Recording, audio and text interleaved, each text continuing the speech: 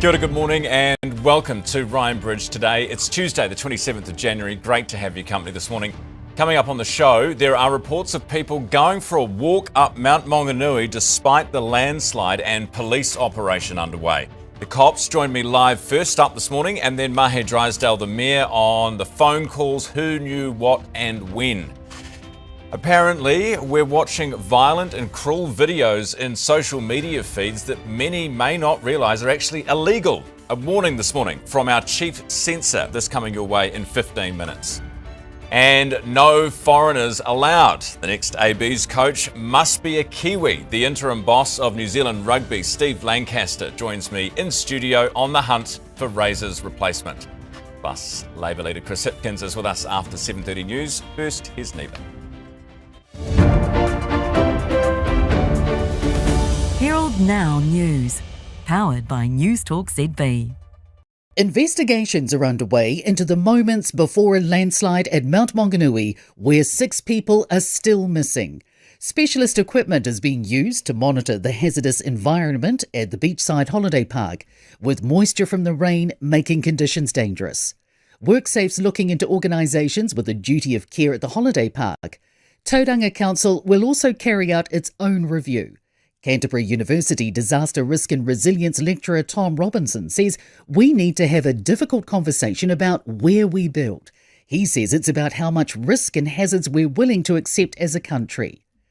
Local states of emergency are still in place for the Tairāwhiti region as well as Whangarei, Thames Coromandel and Hauraki districts and the Bay of Plenty. State Highway 25 still closed in multiple parts of the Coromandel Peninsula, while major sections of State Highway 2 and 35 are closed because of slips and flooding. Belief the government and experienced principals need to step up to secure the future of the profession. A recent New Zealand Council for Educational Research survey found just 18% of teachers want to become principals, while 50% said they definitely wouldn't. It's after our newsroom revealed 1 in 5 principals quit within a year. Principals Federation President Jason Miles told Ryan Bridge, as well as teaching experience, you also need finance, employment, crisis management and relationship skills. He says principalship is a challenging but rewarding role, and teachers are sometimes so busy they miss the opportunity. Turmoil within the Ministerial Advisory Group for Victims of Retail Crime, with 3 of the 5 members resigning in recent weeks. It includes Michael Bell, Lindsay Rolls and Retail NZ Chief Executive Carolyn Young. Group Chair Sonny Corshall's refused an interview but says it's well known himself and Young have different views on the group's recommendations. Carolyn Young told Ryan Bridge her resignation comes after a series of challenges made the role untenable. She says it started when the Dairy Owners Association attacked her professionalism in the media, and Corshall allegedly refused to do anything about one member attacking another.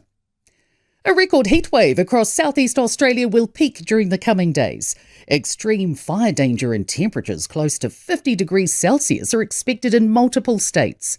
The longevity of the heatwave is also notable, on track for 7 to 8 consecutive days above 40 degrees.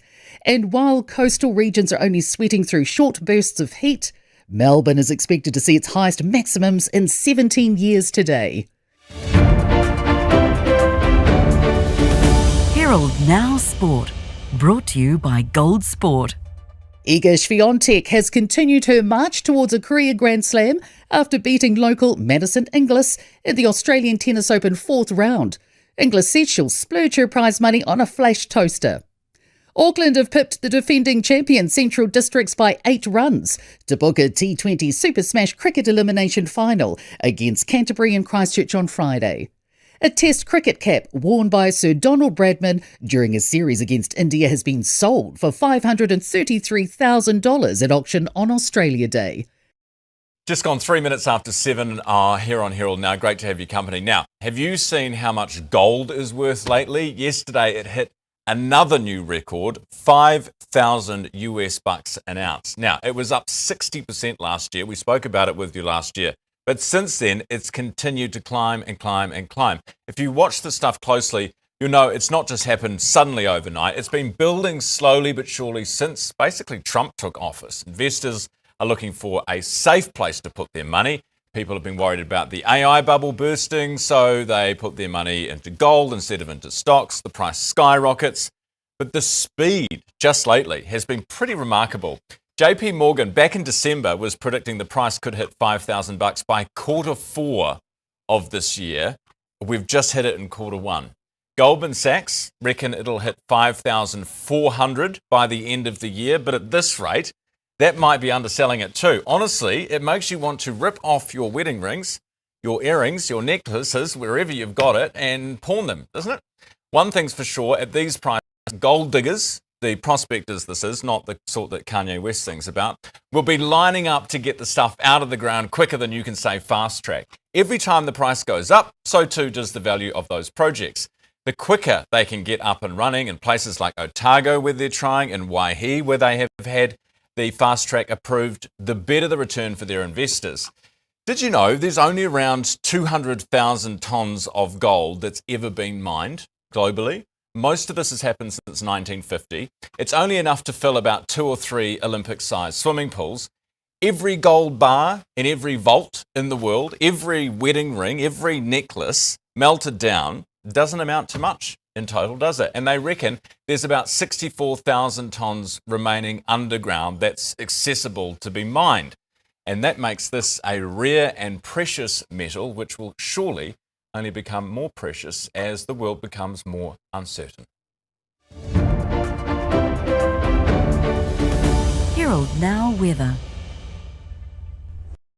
Good. We've got a ridge starting to build over us from the west later today. That's good news. And the strong southwest flow is easing, so no severe weather in the mix, but still a few showers around for the lower south, clearing after midday with south to southwest winds. Plenty of cloud here with a few showers, mainly this morning. Things do improve this afternoon with an easing southwesterly for Canterbury. More showers for the lower North Island, some of them heavy this morning for Wellington, Kapiti and Manawatu, but it does start to clear this afternoon. It's not too bad here, still some clouds around and a few showers, maybe heavy showers for Rotorua. Light winds over Bay of Plenty, just a daytime nor'westerly for Tauranga, and mainly fine for the upper north with the exception of the odd shower. Winds are light with a sea breeze for Auckland and afternoon westerlies for Kaitaia and Hamilton. 6 after 7, looks like Trump is backing down on ice. We'll have an update on that for you in just a second. Right now, RNZ is reporting that in Mount Maunganui, a camper called police to report slips at the campground just after 6:15 on the morning of the tragedy. This is 3 hours before the slip. Fire and Emergency New Zealand has also confirmed that they received a call warning of potential slips. Both of these calls occurred over 3 hours. It was more than before the landslide struck. Senior Constable Barry Shepherd is the officer in charge of the recovery operation and joins us live this morning. Thank you for being with me. Good morning. Morning, Ryan. Strictly speaking, I'm in charge of the scene phase of our victim identification process. Okay, thank you for that clarification. I really appreciate it. There's a combination of the contractors and urban search and rescue and police working in the scene. But yeah, just to clarify, my role is the scene phase coordinator, strictly speaking. Okay. Does that mean that you're in charge of where the cordon is and how big it is? That's kind of a bigger picture than just me. I'm working within the cordon that's already been established. And primarily the cordon is the motor camp boundary fence. And whose job is it to set that cordon? Oh, we have police people monitoring the cordons, and we have someone looking after health and safety for us. That's outside of my role within the scene. And as I say, primarily my job is to look after the scene recovery teams, and it's after the urban SAR people and the contractors have perhaps exposed anything that we might be interested in. Barry, what have you found that you're interested in? Oh, we are finding human remains. We are finding the loved ones of these grieving families, and so we're doing our business around that. Do you know how many family members you have recovered? No, I don't know at this stage, and that's not something we know exactly right now. Why is that, Barry? Well, as you would understand, this has been a huge landslide. There has been a lot of destruction. Some of these people were in and around a building. There's thousands and thousands of tons of dirt that has absolutely smashed that building, and people have been spread throughout that pile of dirt. It's tricky. In terms of the cordon, we're hearing reports that there were people actually walking up Mount Maunganui yesterday, despite all the activity that's going on. Are people allowed to walk up there, or is that out of bounds? No, that's out of bounds. The local iwi has a rahui on Mount Maunganui at the moment, and it is closed. And I imagine it will be closed for quite some time. And to those people that might think that's clever to sneak through the cordons or the boundaries, please don't. It's just really disrespectful, and we don't need that. There's a lot of families hurting over this. It's a huge disaster for them, and it's just so disrespectful for those people to think it's clever to sneak in. Barry, RNZ is reporting this morning about a camper who says that they phoned police 3 hours before the slip happened. Can you talk to the police response to that, or is that outside of your area? Oh, that's way outside of our area of interest and responsibility. Yeah, that's for other people to talk about. Barry, you said that this is going to take days, if not weeks, to recover the remains, but you are hopeful now that you've got new equipment. What's the new equipment actually doing? How does it help? Oh, we've got some geotech monitoring equipment. There was a concern a couple of days ago that there might have been another slip up above where we're working. So people just need to understand also that this site is not safe, and it never has been safe. We are just using all our skills and knowledge and all the technology to try and make it safe to work there. Sorry, not to make it safe, to actually just minimise the risk. And there's a lot of heavy machinery working. There are absolutely risks for us working in that spot. Initially, when this incident happened, there were locals who were rushing in, and there are people getting quite agitated online about this. There were locals rushing in, trying to help, and were reportedly told, back off, you don't have shoes on, or you don't have the right safe equipment, etc. And people are saying, well, if they had gone in then perhaps people actually could have been brought out alive. What do you say to that? Well, I think it's an absolutely understandable reaction that people would race in there to help. That's what humans do, right? I don't know about the ability to save anybody. I wasn't here Thursday morning when it happened, so I don't know the intricacies of that issue. But yeah, as I say, 100% that people would just want to help other people, right? Barry, 100%. I think we can all sympathise, empathise with that feeling, and I appreciate. And if you're doing it in bare feet, and if you happen to have some tools, I think it's entirely reasonable that people raced in there and did whatever they could in the time they had available. No criticism from me on people trying to help people. But at some point, it's too unsafe to do that. Oh yeah, once I guess once the calm came after the storm, so to speak, then I guess we look at what is the best way to deal with this. And after that initial emergency reaction, then you just need to assess how safe it is for us all to be there. Barry, I really appreciate. I don't think any of the grieving. Yeah, I don't think any of the grieving families would want anybody else to get hurt over this, and that's our aim. But we're not here for us. We are here for them, and we're just really desperate to help them and get everybody back. Barry, I really appreciate your time this morning. Thank you very much for speaking to me. That's Senior Constable Barry Shepherd, live from Mount Maunganui. It's just gone 13 minutes after 7. So the investigation into the landslide continues. A central question refuses to go away. Did the council know there had been warnings of a slip before the disaster? And if so, why wasn't action taken? A report out this morning says a council worker drove through the campground and directly past 3 slips just hours before the tragedy. Mahe Drysdale is the Tauranga Mayor, joining us again this morning. Mahe, thanks for being with me. Good morning. So what do you make of this report that council officers drove past, saw the slips, and this was hours before the big one happened? Yeah, look, we were certainly aware there was slips on Moa, but We're not going to comment on absolute specifics of exactly which one we knew and where. And the reason for that is we are standing up an independent review of this. We want to get all the facts in front of us. We want to know exactly what we knew when, and then we can have a discussion around whether the appropriate action was taken. So you've confirmed that they did see slips hours before. Did they? I mean, how are you to know whether they are, compromising the integrity of the mountain or not? Is that kind of what's in question? Like, yeah, there's some slips, but how bad are they? Well, I think the record is we closed Mowal around about 9 o'clock, and the reason for that is there was significant slips on the walking tracks that had taken out the walking track. So yes, we're certainly aware of slips, but I'm not going to comment on which slips we knew about and where and what time we knew about those, because that is detail that is very important and will certainly come out. And it's incredibly important that we're talking about verified information and facts. And there's a lot of rhetoric out there at the moment, which are people's opinions, and that's getting taken into account alongside some of the facts. So let's talk facts, and let's make sure we have a very clear picture of what those are before we start to draw some conclusions. What are you talking about, Mahe? What's wrong that's out there at the moment?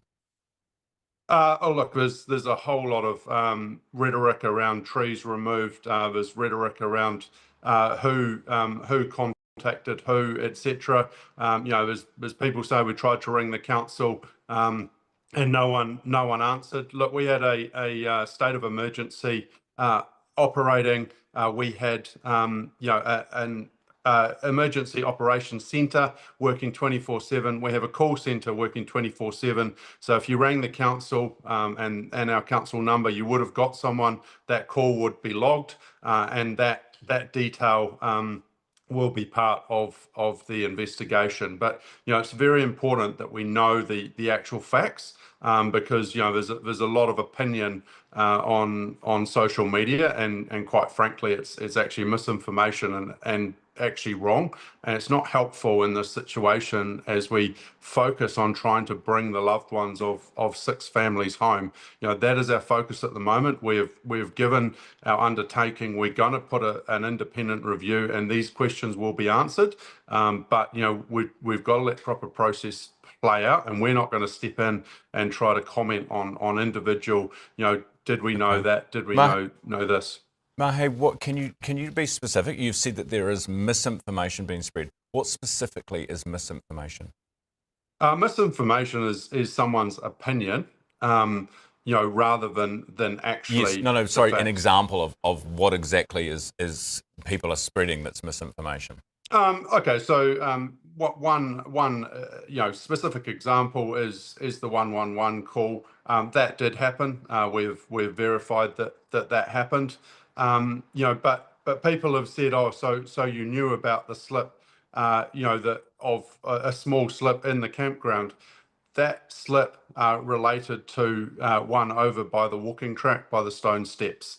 It is in a different area to where this major slip happened. So it's just the taking a fact, and it is a fact that there was a 111 call, and there was knowing around a slip. And then assuming that was talking about the big slip. So right. There's one example.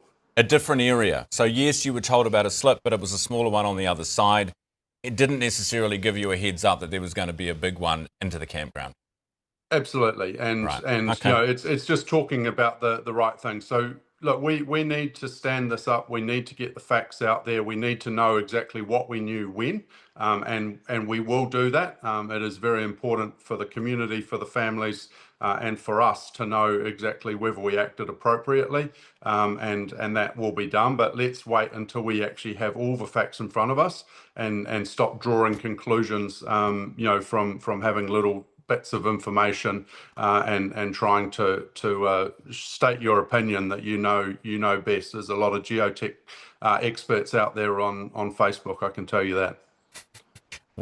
Can I just, one final question very quickly. What time was the first council geotech on site? Look, again, I'm not exactly sure of that Okay. detail, but No worries. we'll find that out. We can leave it there, Mahe. Appreciate your time this morning. Thanks so much for being with me. Mahe Drysdale, the Tauranga Mayor. 18 after 7, you're watching Ryan Bridge today on Herald Now. And a special good morning to all of our viewers on 3 Now. It's great to have you with us. My question for you this morning, we've got Chris Hipkins on the show after news at 7:30. We've got an election happening this year. And Te Pāti Māori's first big policy of the year was to abolish the prisons. Chippy has said, nah, not going to happen under my watch. What is your number one election issue and why? And if you are already sick of the election, please feel free to tell me that too. 19 after 7 now. The email ryan@nzherald.co.nz. We'll read your feedback out on air. Very quick update. Let's go to the States. This is a cartoon, by the way, from The Guardian. It is in relation to Alex Pretty, the ICE victim, I suppose you could call him. He was shot by ICE officers in Minneapolis, and this is from Ella Barron, the Guardian's cartoon depicting what's happening. Of course, he was an ICU nurse. You can see him on the right there. You've got an ICE officer holding a gun, and on life support in the bed in front of the ICE officer is the Statue of Liberty. Quite a striking image. Now, we are hearing reports that there is a bit of a backdown from Donald Trump in Minnesota, in the Twin Cities. And this is about the involvement of those thousands of ICE officers who were there to arrest illegal immigrants. Trump has basically sidelined Kristi Noem. This is his cabinet minister who's in charge of it, sending in instead Tom Homan, who is his border czar. He says Tom is tough but fair and will report directly to me. So clearly they have an eye to the midterm elections. You've got some Republicans who are agitating about the tactics being used by ICE, not disputing that they need to do something about illegal immigration, but the way that they're going about it is clearly rubbing not just voters the wrong way, but Republican and Republican candidates the wrong way as well. We'll have more on that a little later in the show. Right, it is 21 after 7. At least 11 people have been killed as a huge snowstorm rolls across the US and Canada. Hundreds of flights across the country have been cancelled. Motorists are being told to stay off the roads as 20 states declare states of emergency. More than 800,000 people are without power, most of them in the southern states where record low temperatures are being felt. In Canada, Toronto has had record levels of snowfall. Authorities are warning that life-threatening cold temperatures could last a week after the storm, especially in the upper Midwest, where lows were forecast to dip to extremes under 45 degrees Celsius. I should say minus 45 degrees Celsius. So quite nippy. Right, Kiwis are watching extremely violent and cruel videos online and may not be aware they're illegal. This according to our report this morning from the Classification Office. It details the volume, type and harm of content circulating on major platforms, including material involving sexual violence and the abuse of children.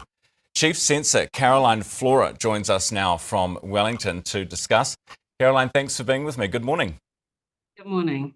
So what exactly are we talking about here? Is this stuff that's popping up in social media feeds that you're not necessarily looking for, but that comes at you? That's right. So the survey we've undertaken of adults across the country told us that, in their own words, New Zealanders are seeing extreme and potentially objectionable content, which is illegal. Most adults have an idea that there is some type of content that is against the law to have, share and make in New Zealand. But most people are also not that confident in naming the types of content that might be included in that. And the types of content that people reported seeing were sort of extreme violence, extreme cruelty, content related potentially to terrorism. And you're right, in most cases, they weren't looking for it. So how does it end up in your feed then?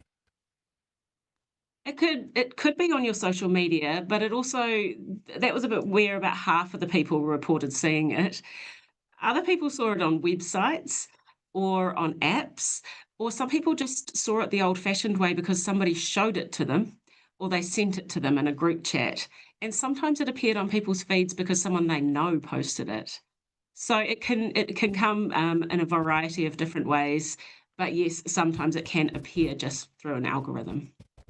Caroline, how is it that big tech, let's just slap them with that label, can't control it? Like on this program, one time we played music, which apparently we didn't have rights to, and the show was taken off air. Like it was all taken down very quickly. How can they monitor rights breaches but not terrorist content?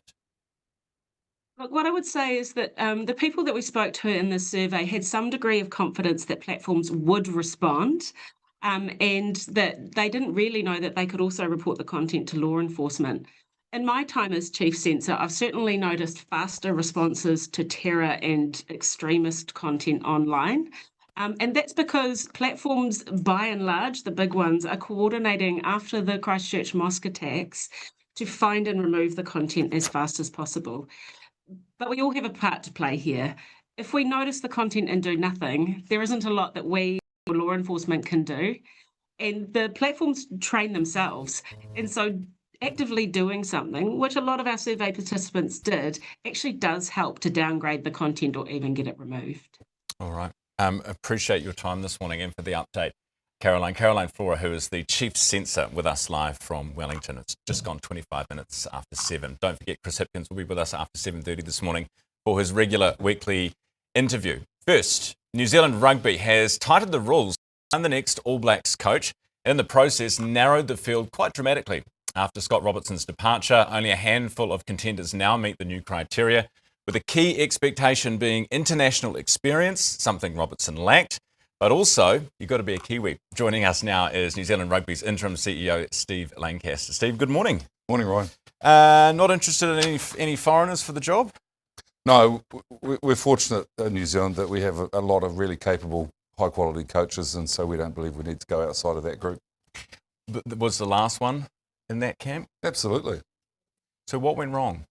Oh, look, I really can't speak to what's happened in the past. I mean, I'm only recently in this role. I'm very much focused right now on the appointment of a future coach. Okay. Yep.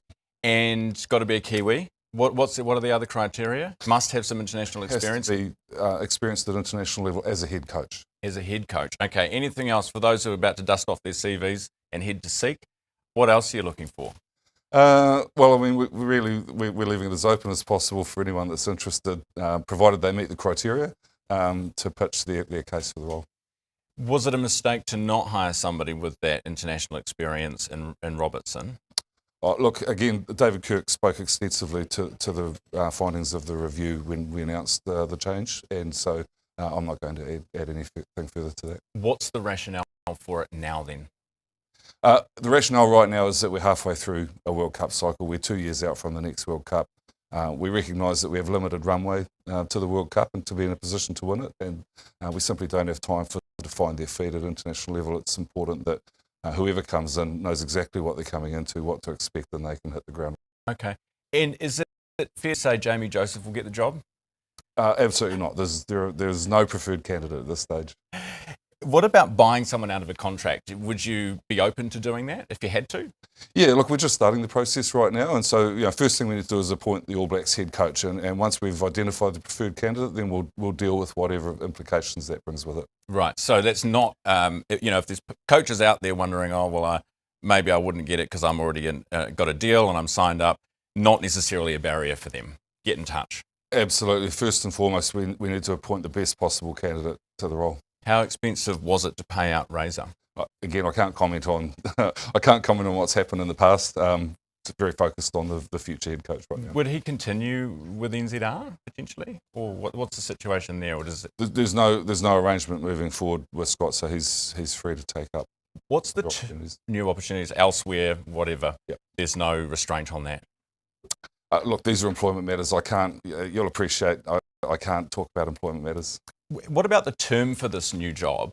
How long is it for? Because Razor's was 4 years, right? So is this the same amount, or are you going for a shorter term? Or? Again, we need to work through that with the preferred candidate. There's always a range of dynamics, and these conversations need to be relatively fluid. But what I can tell you is that we will be appointing someone through to the world that won't be a shorter term than that. Okay.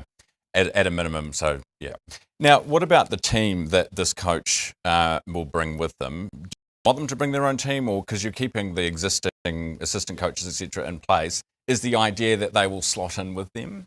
Yeah, that's right. So we're appointing a head coach only at this point in time. We're not asking those coaches to bring a coaching and management group with them.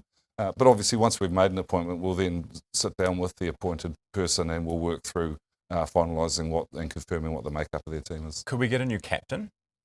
Again, that'll be something for the new head coach to determine. So they decide that? Absolutely. And you'll go with whatever they say?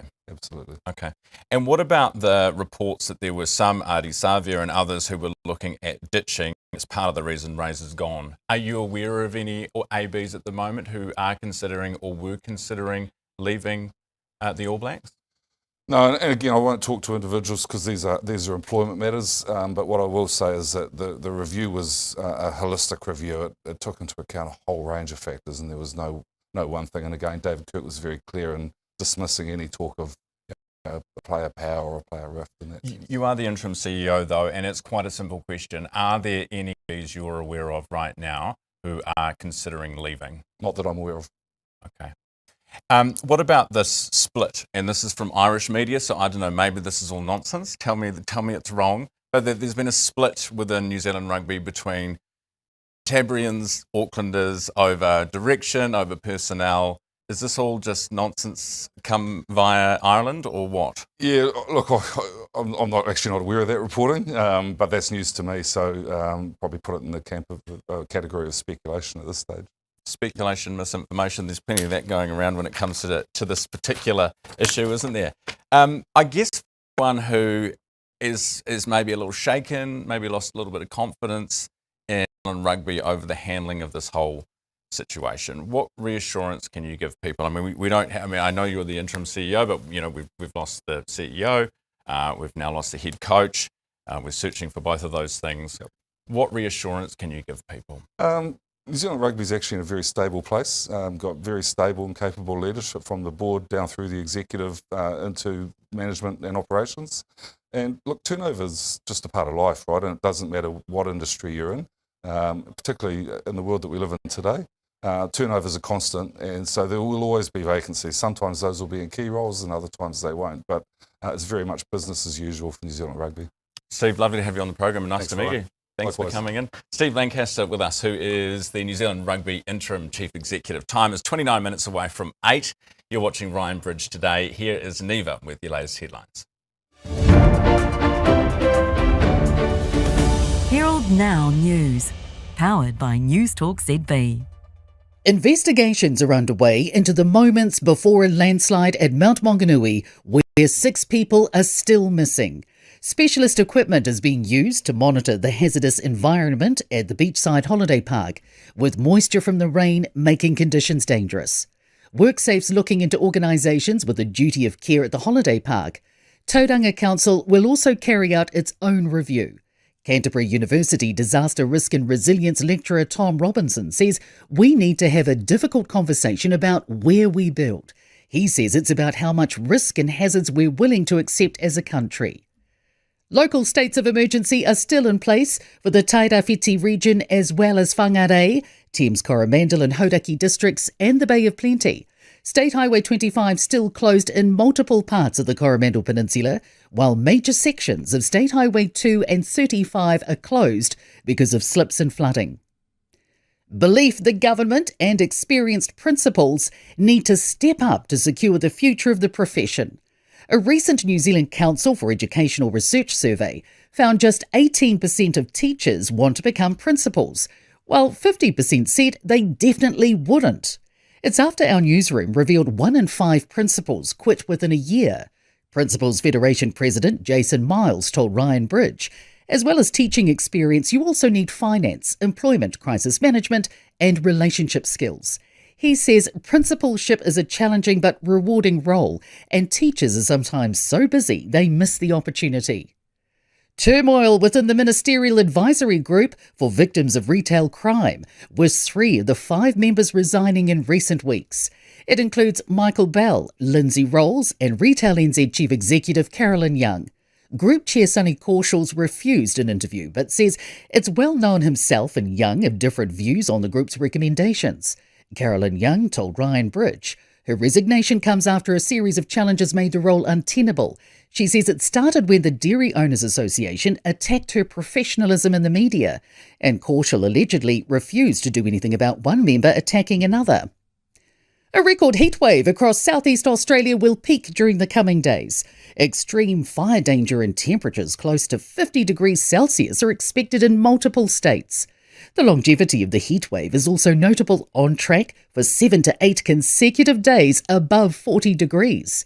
And while coastal regions are only sweating through short bursts of heat, Melbourne is expected to see its highest maximums in 17 years today. Herald Now Sport, brought to you by Gold Sport. Iga Swiatek has continued her march towards a career Grand Slam after beating local Madison Inglis in the Australian Tennis Open 4th round. Inglis said she'll splurge her prize money on a flash toaster. Auckland have pipped the defending champion Central Districts by 8 runs to book a T20 Super Smash cricket elimination final against Canterbury and Christchurch on Friday. A Test cricket cap worn by Sir Donald Bradman during a series against India has been sold for $533,000 at auction on Australia Day. Right, 25 minutes away from 8 on your Tuesday morning. Great to have your company. Sorry that you have to go back to work, Auckland. Now, the RNZ poll is out this morning. This is the RNZ Reid Research poll. You will be getting a lot of these, so just brace yourselves. Labor has remained out in front on 35%. This is since their previous poll in September. National slipped slightly, down 0.6 to 31.9. So you got Labor 35, National 31.9. New Zealand First, unsurprisingly, they've jumped up 1.1 points. They've hit 9.8%, so touching cloth on 10. Highest results since July of 2017 for New Zealand First. Te Pāti Māori continues going this way. They are falling to 3%, down 1.1. And the Green Party down 1.3 on 9.6. ACT 7.6, highest result. ACT 7.6, that's up slightly, 0.4 points. So this poll was taken 15th to 22nd of January. We will speak to the Labor leader Chris Hipkins about his chances and how he feels about this in just a few seconds, straight after weather. Herald Now Weather. Good morning. We've got a starting to build over us from the west later today. That's good news. And the strong southwest flow is so no severe weather in the mix, but still a few showers around for the lower south, clearing after midday with south to southwest winds. Plenty of cloud here with a few showers, mainly this morning. Things do improve this afternoon with an easing southwesterly for Canterbury. More showers for the lower North Island, some of them heavy this morning for Wellington, Kapiti and Manawatu, but it does start to clear this afternoon. It's not too bad here, still some clouds around and a few showers, maybe heavy showers for Rotorua. Light winds over Bay of Plenty, just a daytime nor'westerly for Tauranga, and mainly fine for the upper north with the exception of the odd shower. Winds are light with a sea breeze for Auckland and afternoon westerlies for Kaitaia and Hamilton. 23 minutes away from 8 o'clock. Right, it's a brand new year and we have a brand new Labor leader, Chris Hipkins, with us. And I say brand new because apparently he's lost a bunch of weight for election year. Chippy, looking good. Good morning. Good morning, Ryan. How are you? Very well, thank you. You've had a good break? Yeah, I've had a good break. Although, to be fair, the 10 kilos that I've lost in the last 6 months, it hasn't just happened over Christmas. If anything, sort of plateaued a bit over the Christmas break with all the cheese and crackers. But since about July last year, I have been on a diet. So there you go. Good on you. And what's happened to the Coke Zeros? This Coke Zero has no calories in it, so Coke Zero is completely compatible with the diet that I've been on. So I have been a bit more of a regular visitor to the gym as well. Okay, so we can rule out Ozempic. Absolutely. Whenever anyone loses any weight now, everyone's going, is it Ozempic? Are they on Wegovy? Okay, good to know. Hey, let's crack into it. We've got a lot to discuss. It's election year. We'll start with the weather and this bipartisan approach to resilience and to dealing with weather-related issues. You happy to work with the government on all that stuff? Of course, I support a bipartisan approach to dealing with climate change as much as we can, but bipartisanship shouldn't mean doing nothing, which seems to have been the case for the last 2 years, where the current government just stopped doing everything that the previous government had started. And now, 2 years on, they're saying, oh, we've got to do this and we've got to do that and we've got to do this. Well, we've had 2 years worth of delays and cancellations, and ultimately 2 years of progress that could have been made hasn't been made. So you'll bring back all your climate stuff that they stopped? Oh, we'll set out our own policies in due course. Of course, we're 2 years on now. There's different pressures and challenges now, but we did set up, for example, the $6 billion Climate Resilience Fund, which was about fixing up our infrastructure so that it's ready when these severe weather events happen. Because once upon a time, they were once in a lifetime sort of shock events. They're now happening all of the time. Chris, the Labor Party has a proud history of signing free trade deals. You know, Helen Clark and Phil Goff on China. Look at the incredible results that has garnered for this country. You haven't indicated yet whether you'll support this India FTA, because New Zealand First is not, but surely you will. I have been pretty clear. We support New Zealand getting a free trade agreement with India. It will be going before our caucus, our team of MPs. We'll be discussing it today. Several of our MPs have been briefed on some of the detail that hasn't yet been made public. And so they'll go through that with our team today so that we can then provide feedback to the government on where we're likely to land. But we have been very supportive of New Zealand's trading agreements in the past. And of course, we'll continue to be so. But we've got some questions about this one that we need to understand the details of before our team on its final decision. What specifically are you worried about? I think there's two main areas for us. One is looking at the immigration, agreement, and whether or not that actually results in additional migration to New Zealand, or whether it's simply, already catered for by a migration we were expecting anyway. We want to look at the investment requirement, the requirement for New Zealand to invest in India, and what that ultimately means, because that's relatively novel. We haven't seen that in many of our trade agreements previously. And then, of course, we've got the regular questions, such as, was a better deal for dairy possible? Current government say it isn't, and we have to accept them. Yeah. Well, I mean, you look at other countries around the world, and I mean, no one's got better than what we got. So I guess you could. But when you say additional migration, would it concern you if there was additional migration? Do you not want additional migration from India? I think the question really is around New Zealand's overall immigration settings, and whether we are building the infrastructure and whether we're equipping ourselves to cope with population growth.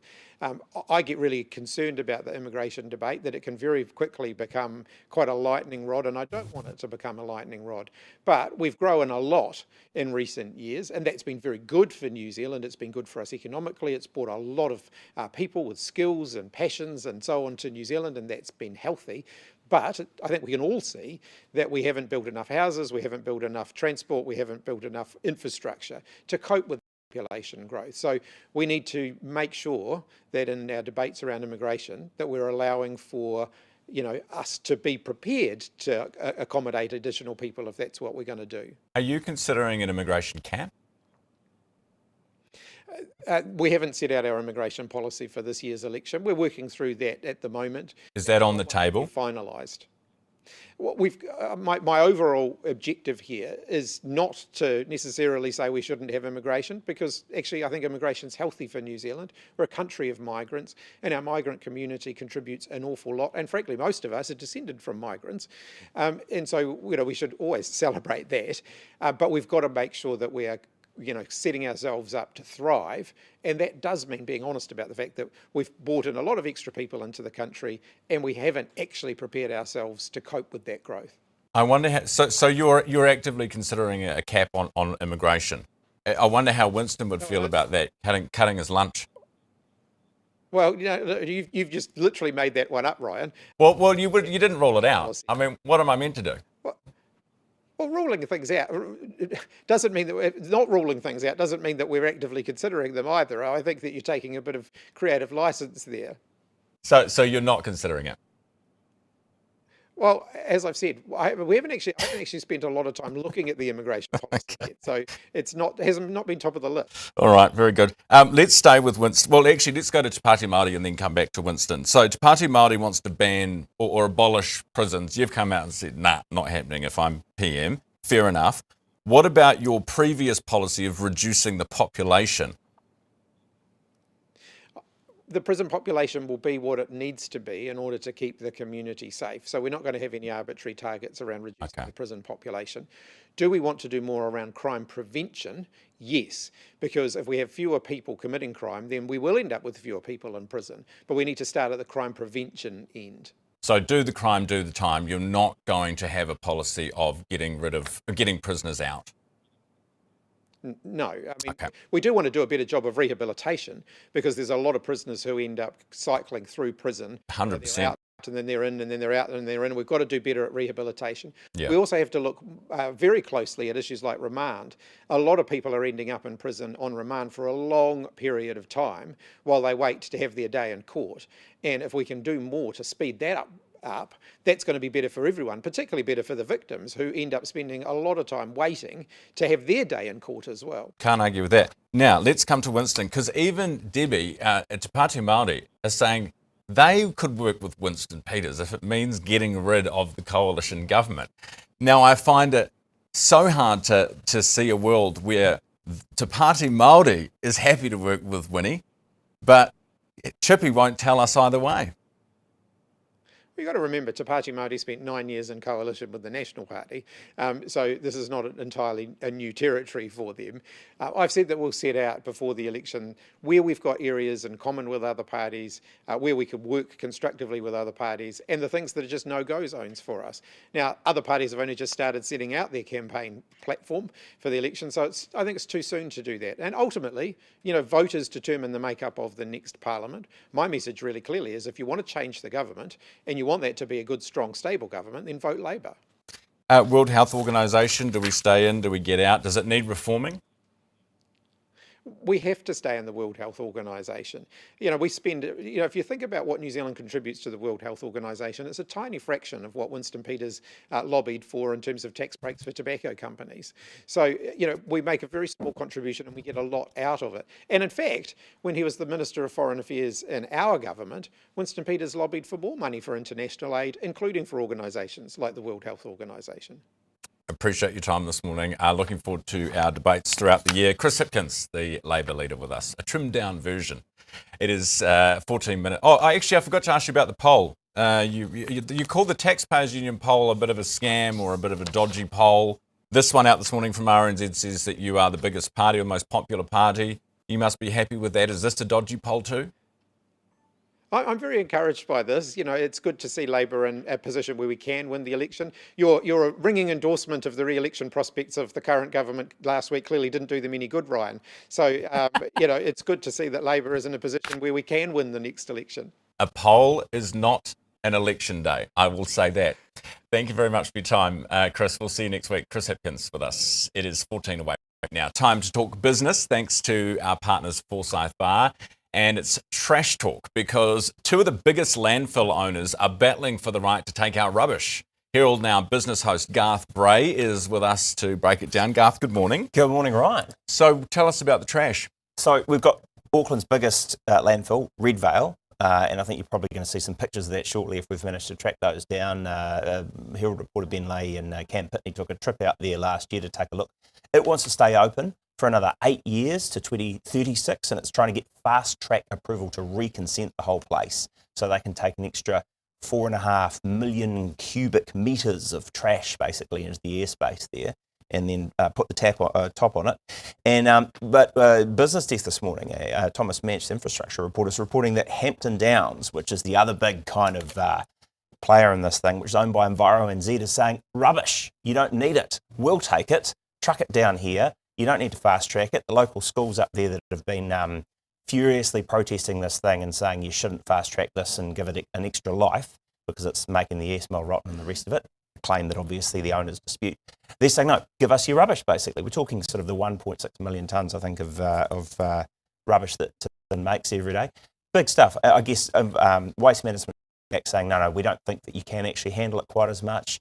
And that basically that would add an incremental transport cost of $188 to $240 million if you're running all those trucks up and down the motorway the whole time. So it's the economic benefits. It's the request for fast tracking, I think, is with Chris Bishop. Very political kind of decision about whether it gets ushered through to the next stage. But I guess this is going to be interesting to see how this one plays out with you, what sort of call you make and on what grounds you make it. One man's trash is another man's treasure. Garth. Big bucks in it. Big money. Hey, gold. How good is gold? Gold is extremely good right now. Right? Gold is I think trading about over $5,100 an ounce on the intraday. It's crazy. But shouldn't we have bought it a year ago? Well, if you did, you'd be sitting on and the question is, do you buy it now? Because exactly. People are picking it'll go even higher. Look, the latest one just spurred off, I guess, some talk over the weekend that the US Fed was going to help the Bank of Japan intervene in the yen, basically, because it's been trading at some pretty heavy losses.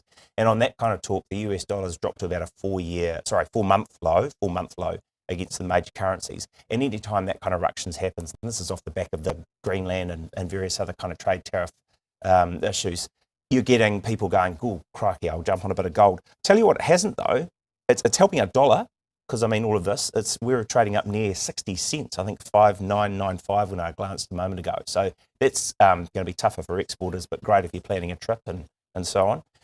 Might reduce the cost of imports as well, which might help with inflation. But didn't help Santana Minerals, which is the big NZX listed company that is hoping to mine quite a bit of the Otago area for huge gold find, it says, is down there. You would expect would be on a tear as well, because most of them are doing well on the prospect they're going to make great gains on that. But they dropped quite significantly in trading yesterday, even though Auckland anniversary and Australia Day meant that there was probably less around in the market. They dropped because there was some news that their fast track might be quite complicated, and they dropped to about 20%, I think, came back to about 13%. So even though the price of gold's going through the roof, the fast track part of that is worrying investors. Getting it is the trouble. Very quickly, KiwiSaver returns have been quite good last wee while. MJW, they survey the funds, a median of 9.7% for last calendar year in your balanced funds, which is what most of the KiwiSaver default funds work into, which is not a bad return. And I guess a pointer there that you take a look at the 10-year returns rather than just the 3-month thing. Also, just to mention quickly that from Monday, you'll be able to opt out of, if you want to, the changes to KiwiSaver. You're either going to go from 3% to 3.5%, although they're making it very hard, because you should probably leave your money. Because you should probably leave it in there. Especially on 10%. 100%. 100% on 10%. Hey, silver, you didn't mention silver. 150% increase, did I read yesterday, on last year. Well, you would have had to hold it for a very long time to get those sorts of returns. So, yes, silver is finally having its day. Yeah, very cool. Hey, thanks, Garth. Good to see you as always. That's Garth Bray, Herald Now business host. And we talk business every day thanks to our partners, Forsyth Bar. Coming up next, Air New Zealand's electric plane trial enters a new phase tomorrow with the first crossing of the Cook Strait. Find out what this means for the future of air travel after the break. And then the Manage My Health leaks show privacy failures are hitting everyday life. How do we keep our data safe? Tech expert Paul Spain is live. Maximising productivity, what have you got? Well, if we switch to 2 degrees, with Flex for Business, we can instantly manage data usage, employee mobile plans, and cost centre reporting, saving us time and money. Cool. I'll get onto that then. Mm-hmm.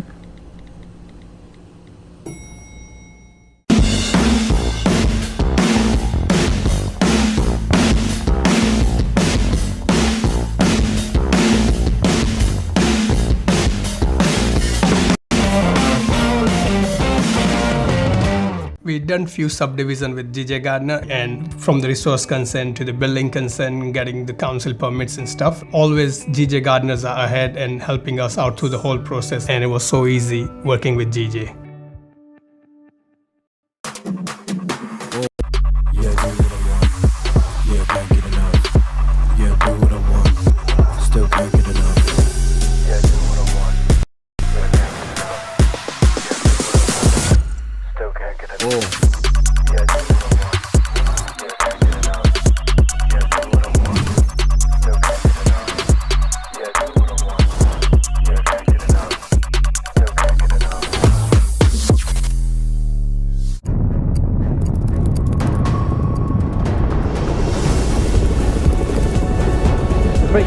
acting Prime Minister, does he stand by all of it? You don't shout out like some bunch of clowns at university. My message to the union is very clear. Don't use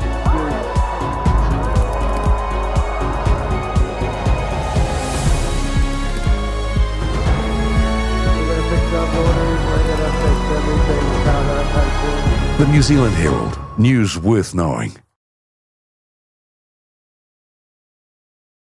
Welcome back, 7 minutes away from 8, and a special good morning to our viewers on 3 Now. A historic journey will take to the skies over the Cook Strait tomorrow with Air New Zealand and Beta Technologies testing out their new electric plane.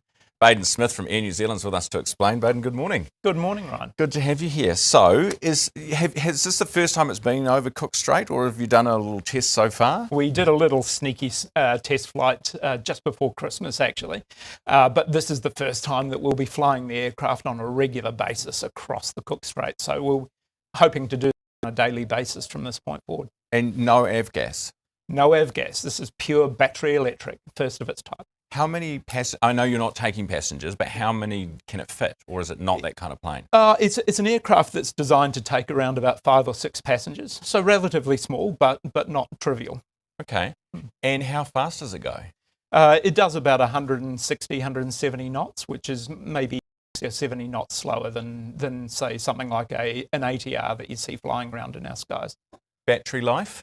Battery life, so it does about a 400 kilometre range, just short of 400 kilometres, which doesn't sound a heck of a lot, but actually when you put it in context of our regional network, so our turboprop network, most of our turboprop network, about 60% of it is within 350 kilometres. So it's actually materially useful for most of our network. How much cheaper would a ticket on a plane like that be compared to what you would pay with avgas? Oh, look, there's a long, long way to go before we can actually give you numbers like that, but I can tell you this. There is no question that regional turboprop flying has got a lot more expensive since COVID.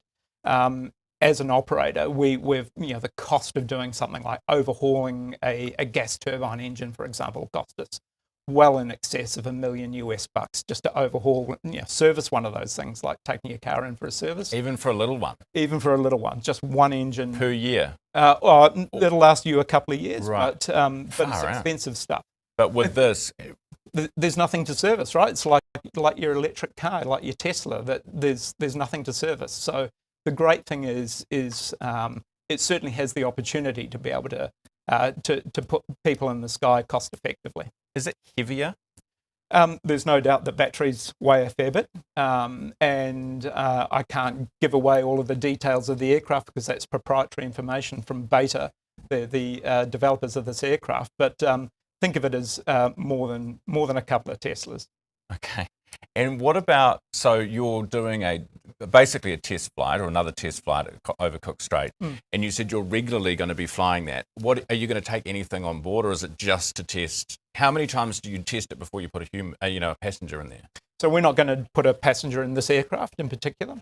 So we've got this aircraft down, this particular one, down from Beta, who are our partner that have developed this aircraft. It is pre-certification, so it's not doesn't have type certification like you would other aircraft that we're flying around in the skies right now.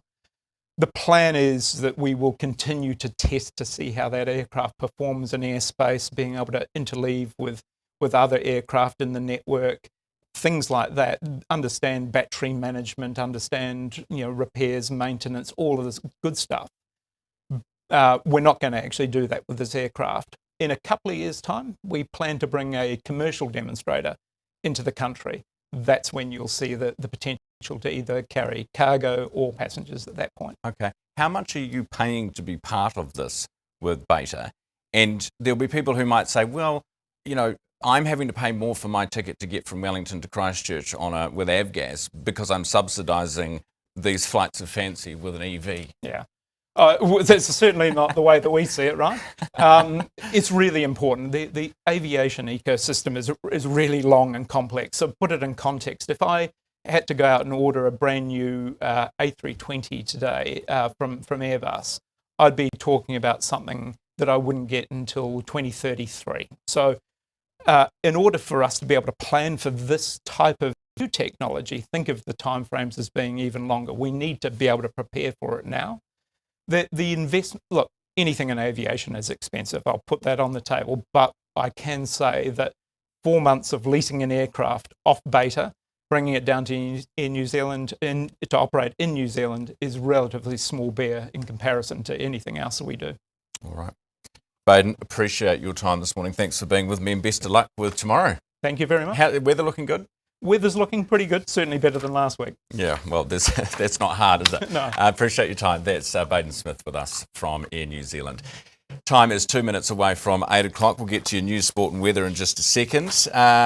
Very quickly, I have to tell you about this AI jobs. You know, people talking about AI coming for your jobs. Over in the UK, they did a study. This is published overnight. So the productivity gains from businesses that are using AI, 11.5%, which is massive. And for a country like New Zealand, it could be transformational because we haven't moved the dial on productivity for a long time. But they look at the net number of jobs as a result of AI. So that is jobs created minus jobs that have been destroyed, and it's down 8%. So it's a net loss of jobs in consumer staples, retail, real estate, transport, healthcare, and cars. Those are the categories that they looked at. And they say that this is more pronounced. So countries that have a higher cost of labour, so if you have higher wages or a higher minimum wage, if you have over in the UK, they have just increased their national insurance. If it's expensive to hire a person, then AI will replace more of those jobs. The cheaper it is to hire a person, the less displacement you have from AI, which I guess stands to reason. That's out of the UK overnight. Right now, it is 8 o'clock on Ryan Bridge Today.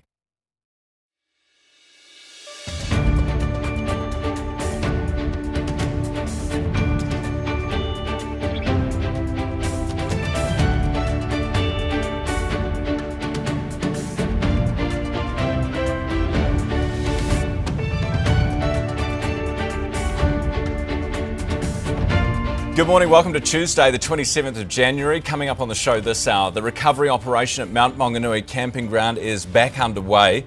Police warn it may take weeks or even months. We're live to the scene. Our feeds and inboxes are being bombarded with more objectionable and possibly illegal material than ever before. So what can be done about it? Our panel debate this in about 20 minutes' time. And Murder on the Dance Floor is a big hit once again, 20 years after it was first released. Singer Sophie Ellis-Bextor joins us to chat about second chances after 8:30. First is Neva with news. Herald Now News, powered by Newstalk ZB. Investigations are underway into the moments before a landslide at Mount Maunganui where 6 people are still missing. Specialist equipment is being used to monitor the hazardous environment at the beachside holiday park, with moisture from the rain making conditions dangerous. WorkSafe's looking into organisations with a duty of care at the holiday park. Tauranga Council will also carry out its own review. Canterbury University Disaster Risk and Resilience lecturer Tom Robinson says we need to have a difficult conversation about where we build. He says it's about how much risk and hazards we're willing to accept as a country. Local states of emergency are still in place for the Tairāwhiti region as well as Whangarei, Thames Coromandel and Hauraki districts and the Bay of Plenty. State Highway 25 still closed in multiple parts of the Coromandel Peninsula, while major sections of State Highway 2 and 35 are closed because of slips and flooding. Belief the government and experienced principals need to step up to secure the future of the profession. A recent New Zealand Council for Educational Research survey found just 18% of teachers want to become principals, while 50% said they definitely wouldn't. It's after our newsroom revealed 1 in 5 principals quit within a year. Principals Federation President Jason Miles told Ryan Bridge, as well as teaching experience, you also need finance, employment, crisis management and relationship skills. He says principalship is a challenging but rewarding role, and teachers are sometimes so busy they miss the opportunity. Turmoil within the Ministerial Advisory Group for Victims of Retail Crime, with 3 of the 5 members resigning in recent weeks. It includes Michael Bell, Lindsay Rolls and Retail NZ Chief Executive Carolyn Young. Group Chair Sonny Corshall's refused an interview but says it's well known himself and Young have different views on the group's recommendations. Carolyn Young told Ryan Bridge her resignation comes after a series of challenges made the role untenable. She says it started when the Dairy Owners Association attacked her professionalism in the media, and Corshall allegedly refused to do anything about one member attacking another. A record heatwave across southeast Australia will peak during the coming days. Extreme fire danger and temperatures close to 50 degrees Celsius are expected in multiple states. The longevity of the heatwave is also notable, on track for 7 to 8 consecutive days above 40 degrees. And while coastal regions are only sweating through short bursts of heat, Melbourne is expected to see its highest maximums in 17 years today. Herald Now weather. Good morning. We've got a ridge starting to build over us from the west later today. That's good news. And the strong southwest flow is easing, so no severe weather in the mix, but still a few showers around for the lower south, clearing after midday with south to southwest winds. Plenty of cloud here with a few showers, mainly this morning. Things do improve this afternoon with an easing southwesterly for Canterbury. More showers for the lower North Island, some of them heavy this morning for Wellington, Kapiti and Manawatu, but it does start to clear this afternoon. It's not too bad here, still some clouds around and a few showers, maybe heavy showers for Rotorua. Light winds over Bay of Plenty, just a daytime nor'westerly for Tauranga, and mainly fine for the upper north with the exception of the odd shower. Winds are light with a sea breeze for Auckland and afternoon westerlies for Kaitaia and Hamilton. Right, it is 5 minutes after 8. Great to have your company. We'll head to Mount Maunganui now, where we're joined by the Herald's Deputy Political Editor, Adam Pearce, to get the latest on the recovery operation there. Adam, good morning. Morning, Ryan. So what's the latest? What do you know?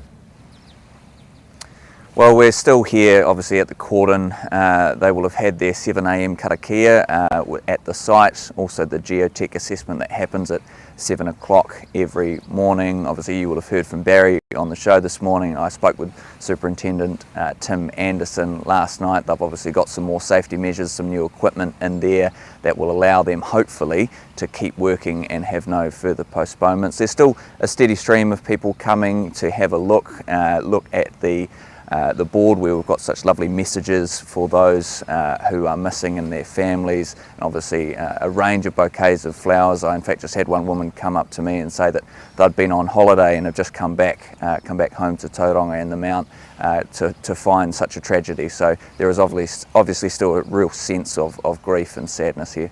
What about anger? I've been speaking to people who say there's a bit of both in the community. Some people, are solely focused on the recovery, obviously, and everyone is. But also there's a growing sense of why wasn't more done or what more could have been done. What are you picking up, Adam?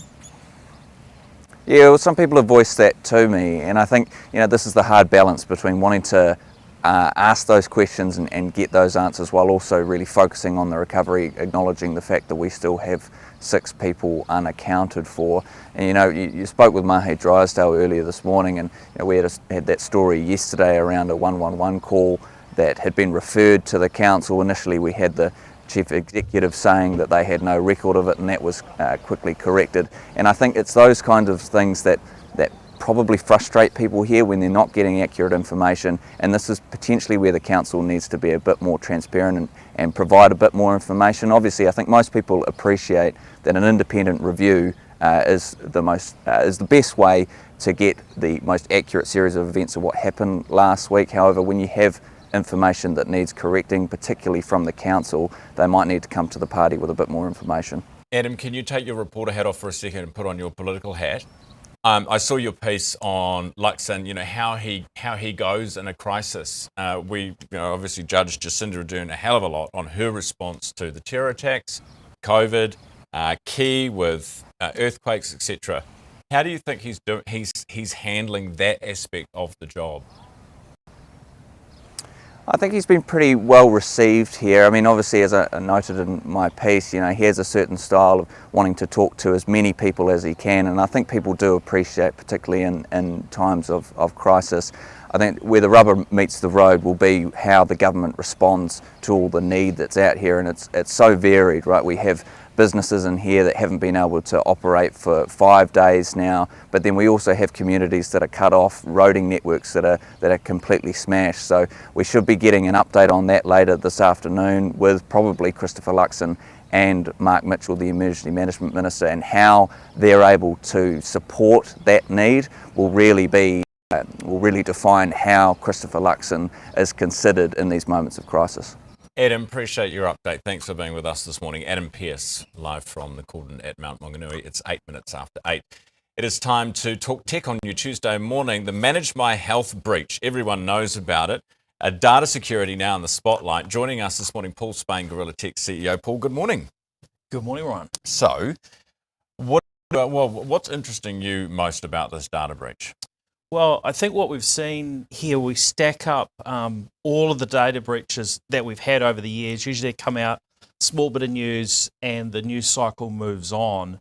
The Manage My Health data breach and there was the subsequent one as well, have really become what I believe for New Zealand public is the straw that's broke the camel's back. We now have lost confidence in organisations to store our data safely. Just before Christmas, of course, the police had a data issue where redacted information was going out to lawyers and people that maybe were criminals, and a terrible situation.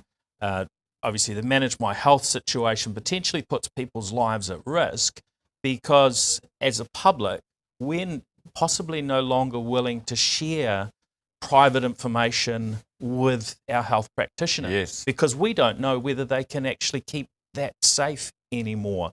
So I think that the tide is really turning on our trust when it comes to data. And we're seeing these issues both across the private sector and government.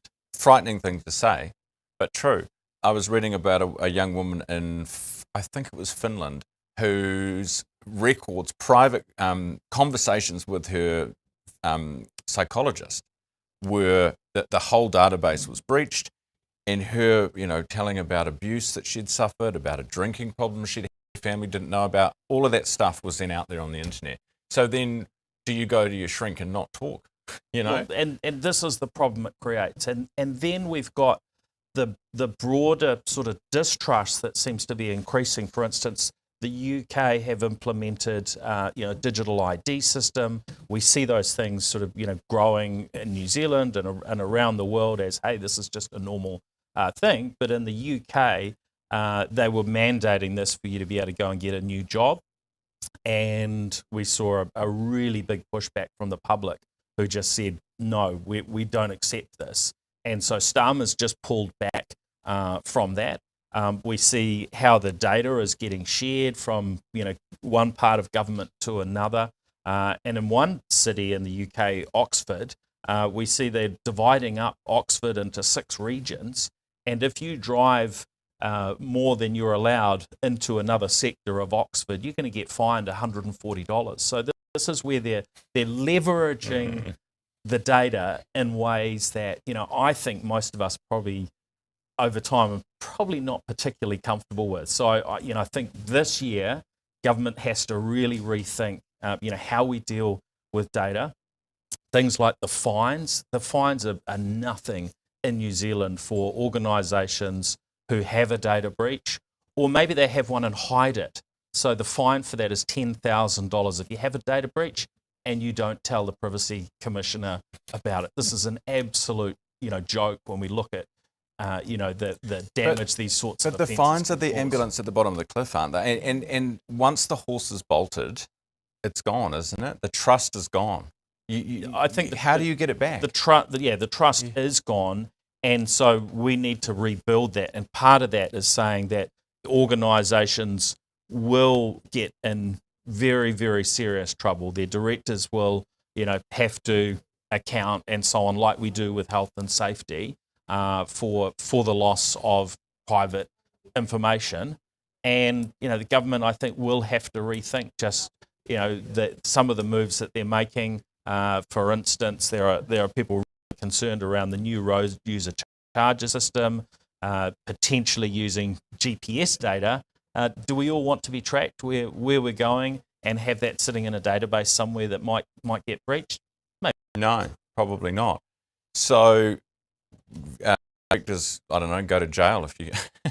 You got to have. I mean, that's extreme, but you got to have something that's seriously going to pay attention to. Otherwise, it'll keep being lax. The back door will be left open. Yeah, we've got to have some new conversations about this, and I think we're moving continuously down the direction of digitisation, and Kiwis like technology, but we need to be able to trust that our data isn't going to be misused and that we're not going to be tracked every step of the way. Yeah, fascinating, Paul. I appreciate you coming on. As always, good to see you. Please. Paul Spain, Gorilla Tech CEO, with us this morning for Tech Tuesday. It's 8:14. Coming up, how far would you go to save your phone? A bloke in Wellington went headfirst down a drain to retrieve his, and the council's not happy about this. Also on the panel this morning, Phil Goff, who will no doubt be taking pot shots at Winston Peters this morning, and Trish Sherson join us for our panel. All ahead. Term deposit rates are falling, but your returns shouldn't. Speak to a Forsyth Barr investment advisor about alternative strategies, their benefits and risks, and how they can help you meet your investment goals. Forsyth Barr, investment advice. Luke Combs, Morgan Wallen, Kaylee Bell, Jelly Roll, Megan Moroney, Chris Stapleton. All the country stars have come to play on the all-new iHeart Country NZ. Your new home for country is iHeart Country NZ. A lot of radio shows like to say they're with you in the morning. Here at The Hits, we like to go the extra mile. Not all of us get to experience this. Come on, you're running late. It's going to be a great day today, babes. I can feel it. Spit. You see, when we say we're with you, we actually mean it. Oh, don't forget Sarah, who's got social netball tonight. And Mark's working late again. Jono and Ben with you in the morning and anytime on iHeartRadio. On The Hits.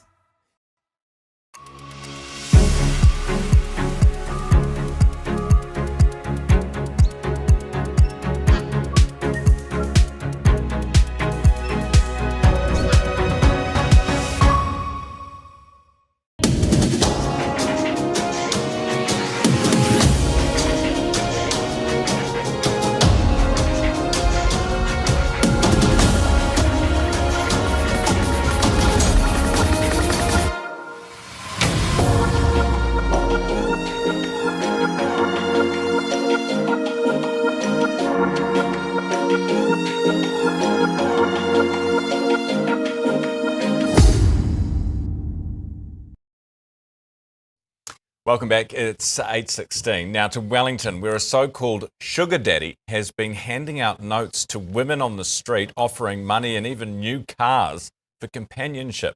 Melissa Nightingale is with us, has the details. Melissa, good morning. Good morning, Ryan. So what's going on here? What do we know?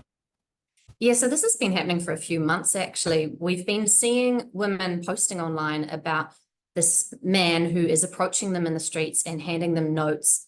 The notes are saying things like, I'm looking for a friend I can spoil rotten. I can pay you at least $200 a week. I'll even buy you a brand new car. I'm looking for companionship. Women are posting about these notes. Some are feeling quite concerned, and multiple women have reported it to police. Police have told us that no criminal offending has been identified, but they've also called it concerning behaviour, and they've asked people to get in touch if they have any interaction with this man. Do they know who the guy is? I believe they know who he is, but the issue seems to be that there's been no crimes identified yet. Got you. Okay. Tell us about the council concerns over the missing phone and the guy going to get it. Yes, so we have this really dramatic photo, actually, of this man being lowered burst into a storm drain. Half his body is missing in there. Members of the public have helped this man who dropped his phone down the drain. He didn't want to wait for council to come fish it out for him. In some ways, it's a great story of the community banding together to help somebody out. On the other hand, people have raised some concerns because we had a case in Wellington, not far from where that happened, where a man has gone into a storm drain by himself to fish out some keys in 2012, and his body was found more than 24 hours later. He had become trapped in there and drowned. So council is warning that it is a significant hazard to be going into these storm drains. They will respond within 2 hours, often sooner, even on a public holiday. So their advice is just wait for help. So they do actually turn up. He just couldn't be bothered waiting. I think he had to leave town soon. So is that a lady helping him as well? It's quite funny. Everybody's getting in there. Yeah. All right, don't do that at home, everybody, is the message. Now, what about landlords not keeping up with their part of the bargain when it comes to new pet rules? Yes, so we've had these new pet rules come in late last year that landlords have to have a really good reason to say no pets at their properties. And despite these new rules coming into force, tenants are still struggling to find places, and many listings, such as the ones on TradeMe, are still default saying no pets allowed. We've spoken with property managers. One company even says they have dropped a landlord from their clientele because he is refusing to allow pets at his property, which they believe is suitable for pets. They believe landlords are using things like fencing as a bit of a crutch, just finding excuses to say no to pets when they really should be allowing them in. Gotcha. Hey, thanks for the update, Melissa. Really appreciate it. And just don't drop your phone into the pipes. That sounds like a very bad idea in Wellington. Melissa Nightingale, our chief Wellington reporter. 8:19 now. Let's go to the UK very quickly before we get to our panel. UK glamour model Katie Price, she used to be married to Peter Andre, who had the fake abs. Remember that during the late 90s, early 2000s? Anyway, she's married again after a whirlwind one-week romance with British businessman Lee Andrews. He must be rich. The pair married at the weekend after Andrews made, look at this, what looks like a very romantic proposal in a Dubai hotel. However, problem, he got engaged to someone else after proposing at the very same hotel with the very same flowers and ring just 4 months ago. I know. Katie's family didn't know about the engagement or the wedding and are quite understandably a bit worried. But I guess if the ring's that big and it fits, who really cares who wore it before you? Now, let's go to the big issues of the day. I'm joined by Trish Shearson Willis, Director, and Phil Goff, former Auckland Mayor, former Labour leader. Good morning. Good morning. Good morning. Good morning. Good to see you. Nice big ring, wasn't it? You wouldn't say no.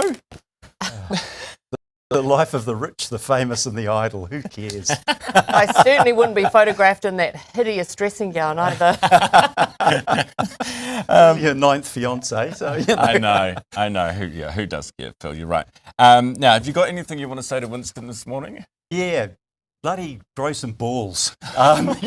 It's we had 10 New Zealand servicemen killed in Afghanistan. Yes. My nephew was killed. He was a joint New Zealand US citizen and fighting with an American regiment.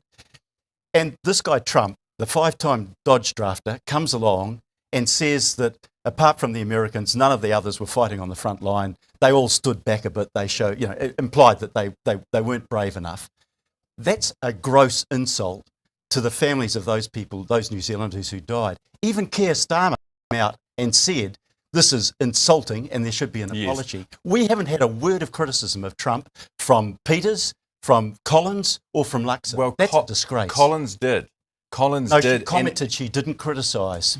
Here's the thing that they will say. He was referring to NATO troops. Bullshit. We're not part of NATO. Yeah. No, we were. I mean, it's disgraceful. We were under ISAF, the International Security Assistance Force, which was NATO-led. We were part of that deployment. Okay. Do you think Trump sat there and said, oh, the Brits were cowards, they held back from the front line, but the Australians and the New Zealanders, they were okay? I don't think... No, he was disparaging. I don't think he thinks much about what he says. No. Look, and if he doesn't understand history. I got into trouble for saying that once. if you want to learn how to grow up here, go and have a look at Mark Carney last week at Davos. It was a masterclass.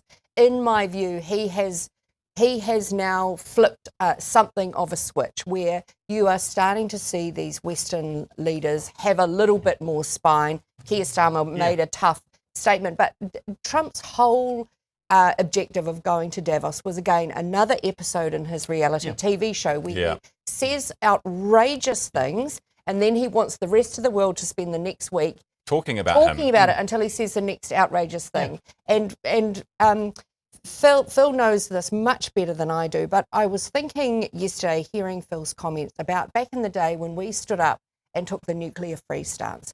Some could argue that in those days, New Zealand had much more to lose from going and taking a stance. We were way more isolated. We had less options in terms of trade, but we took a stance. And in my view, we're getting past the time now where if as Luxon said last week, we are all about our values in terms of this US relationship where it has to be values-based.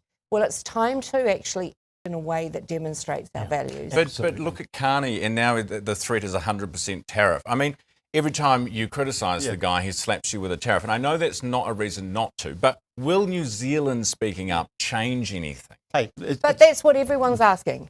And if everyone says, the equation is not right for us, no one does it. But the time now is actually in terms of, in my view, we need a coalition of voices against Trump, and we need leaders to stop thinking just about their own countries and the Western alliance leaders particularly to get together and start making joint statements. And that was Carney's point. Look, what we know about a schoolboy bully is that they'll keep bullying, and the more you try to appease them, the more they'll bully.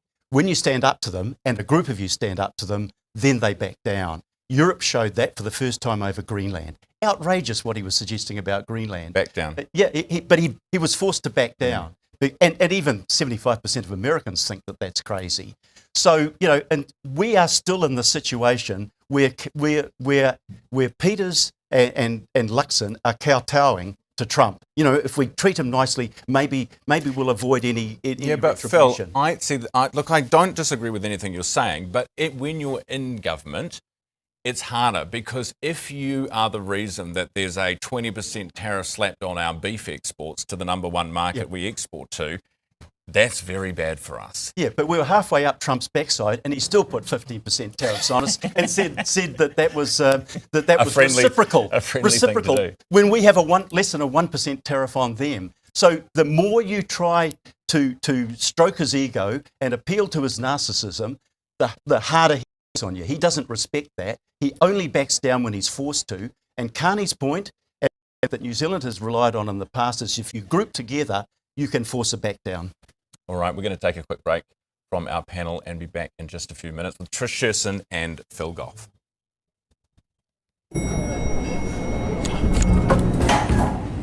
Maximising productivity, what have you got? Well, if we switch to 2 degrees, with Flex for Business, we can instantly manage data usage, employee mobile plans, and cost centre reporting, saving us time and money. Cool. I'll get onto that then.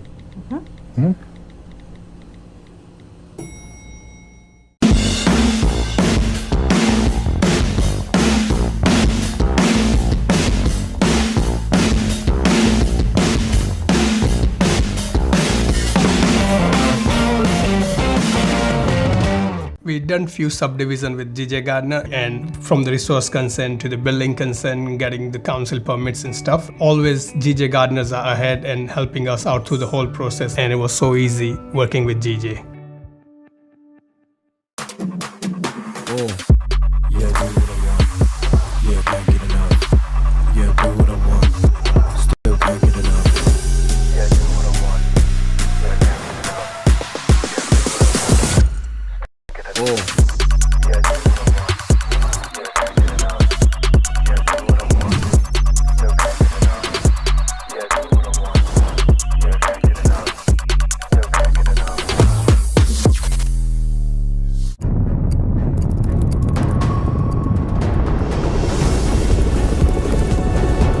Speaker to the acting Prime Minister, does he stand by all of You don't shout out like some bunch of clowns at university. My message to the unions is very clear. Don't use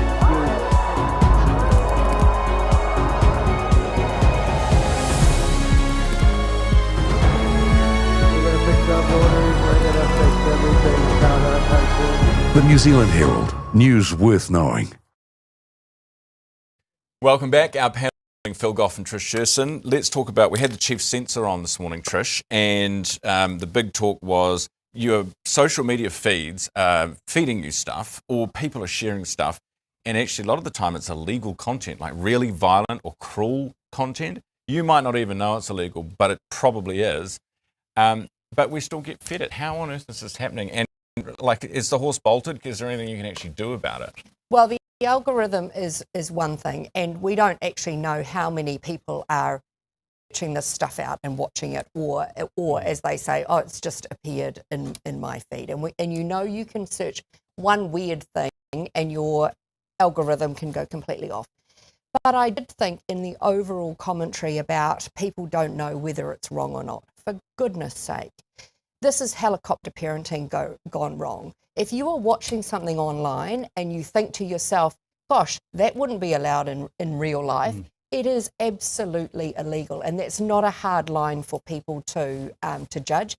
My worry is that we've become frogs in the boiling pot, and we've just, you can watch more and more horrific stuff online and you just get immune to it.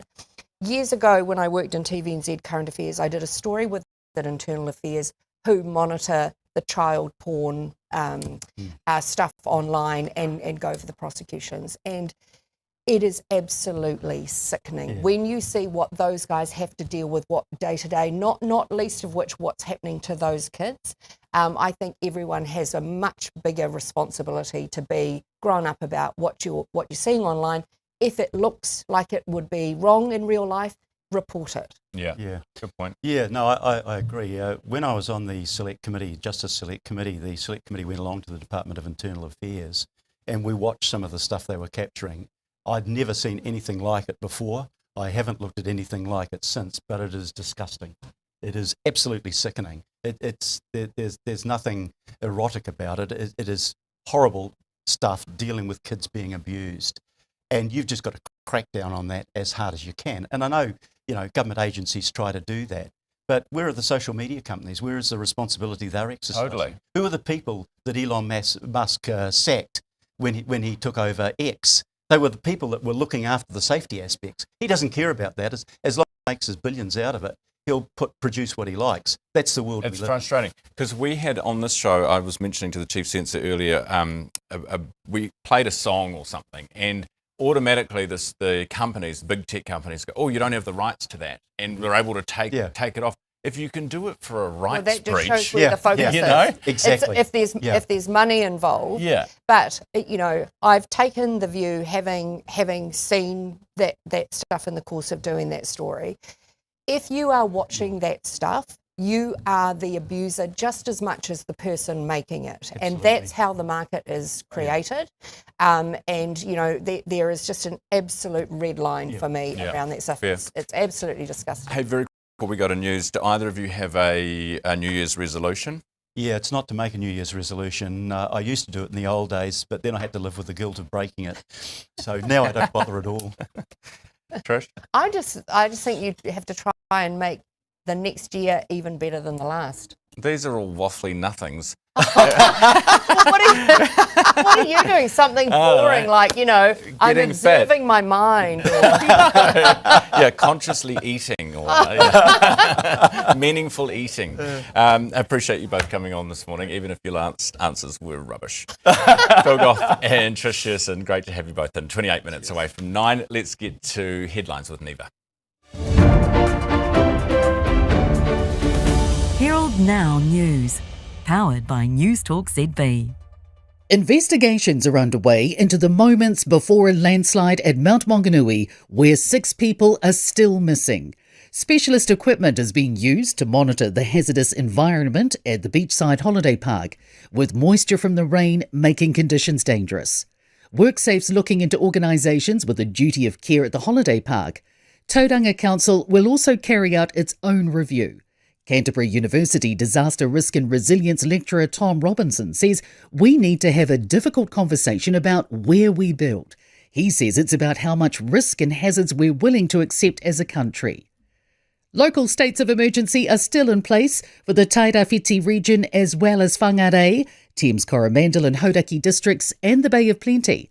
State Highway 25 still closed in multiple parts of the Coromandel Peninsula, while major sections of State Highway 2 and 35 are closed because of slips and flooding.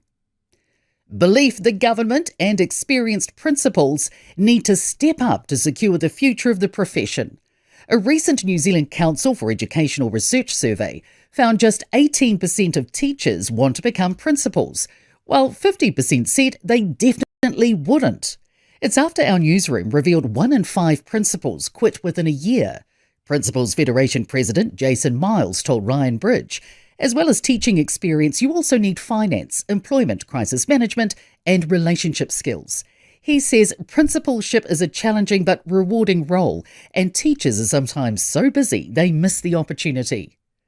Turmoil within the Ministerial Advisory Group for Victims of Retail Crime, with 3 of the 5 members resigning in recent weeks. It includes Michael Bell, Lindsay Rolls and Retail NZ Chief Executive Carolyn Young. Group Chair Sonny Corshall's refused an interview but says it's well known himself and Young have different views on the group's recommendations. Carolyn Young told Ryan Bridge her resignation comes after a series of challenges made the role untenable.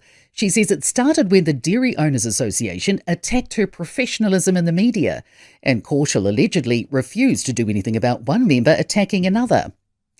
A record heatwave across southeast Australia will peak during the coming days. Extreme fire danger and temperatures close to 50 degrees Celsius are expected in multiple states. The longevity of the heatwave is also notable, on track for 7 to 8 consecutive days above 40 degrees. And while coastal regions are only sweating through short bursts of heat, Melbourne is expected to see its highest maximums in 17 years today.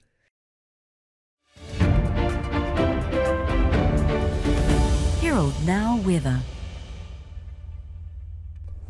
Good morning. We've got a ridge starting to build over us from the west later today. That's good news.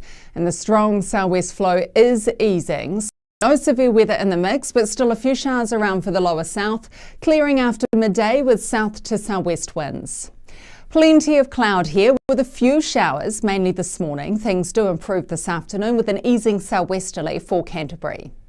More showers for the lower North Island, some of them heavy this morning for Wellington, Kapiti and Manawatu, but it does start to clear this afternoon. It's not too bad here, still some clouds around and a few showers, maybe heavy showers for Rotorua. Light winds over Bay of Plenty, just a daytime norwesterly for Tauranga, and mainly fine for the upper north with the exception of the odd shower. Winds are light with a sea breeze for Auckland and afternoon westerlies for Kaitaia and Hamilton.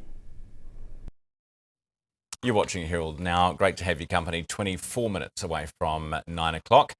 Right, it is time to talk travel with Lorna Riley, who is back with us for a Tuesday morning. The summer break may be over, but it's never too early to start planning your next holiday. Here to talk us through it is the Trip Notes podcast host, Lorna. Good morning. Good morning, Ryan. Good to see you. Happy New Year. It's a bit weird when we're nearly in February. It is a bit. It's probably getting a bit late, Lorna. It is.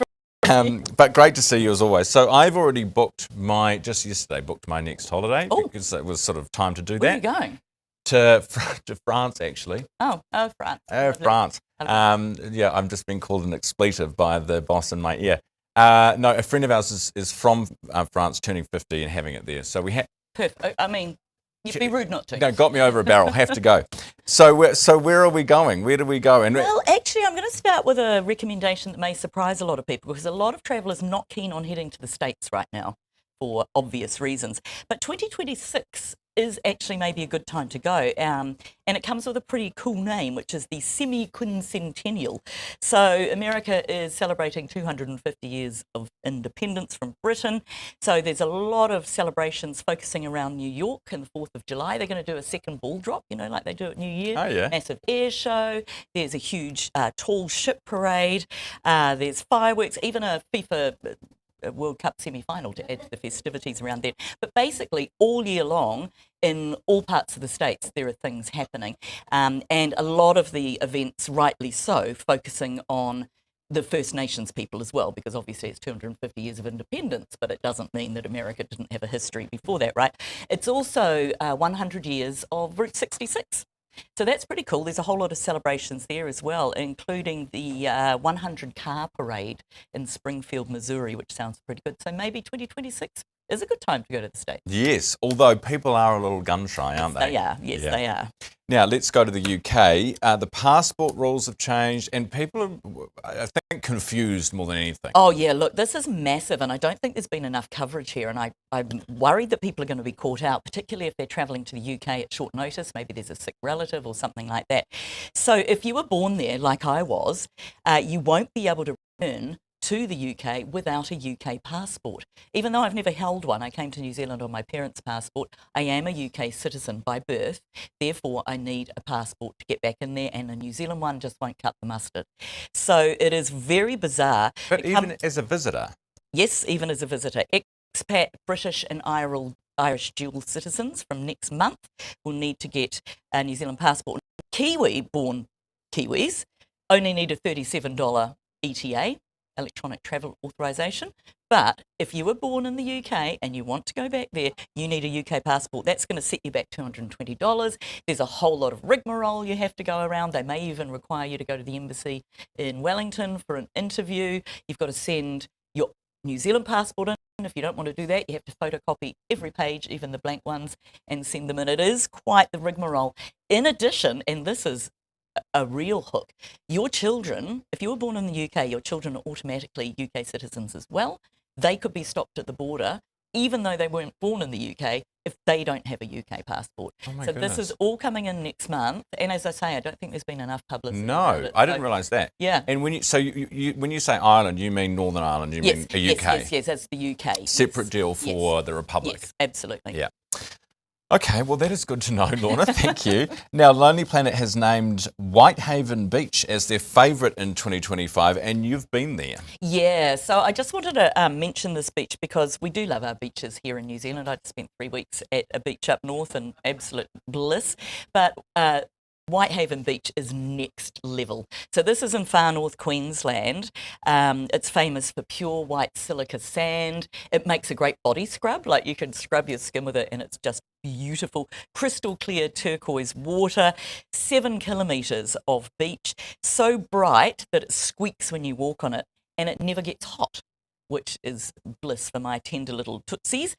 Picture perfect Australia. And one of the things I love about it most is you can't stay on the island, there's no accommodation, and you can only access it by boat or seaplane, which is the way I went. And it is just absolute bliss. So if you're looking for the best beach in the world, follow Lonely Planet's advice and head for Whitehaven. Wow, look at that. Absolutely stunning. Lorna, thank you. Great to see you back for 2026. Yes. That's Lorna Riley, host of the Trip Notes podcast. It's just gone 20 to 9. Coming up next, she had a huge hit with Murder on the Dance Floor in the early 2000s. Now it's a huge hit again. Sophie Ellis-Bextor is live. Maximising productivity, what have you got? Well, if we switch to 2 degrees, with Flex for Business, we can instantly manage data usage, employee mobile plans, and cost centre reporting, saving us time and money. Cool. I'll get onto that then. Mm-hmm.